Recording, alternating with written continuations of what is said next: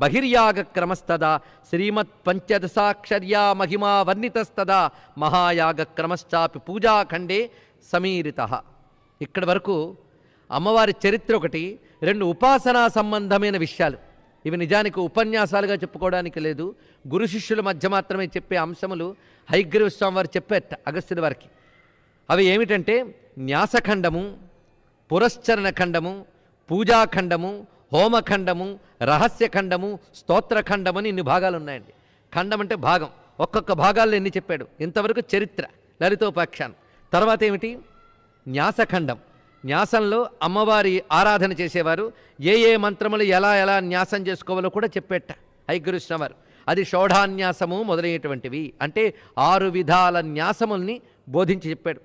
అదేవిధంగా ఉపాసనకు సంబంధించిన అంతర్యాగము, బహిర్యాగము, మహాయాగము ఇవన్నీ పూజాఖండంలో చెప్పారు.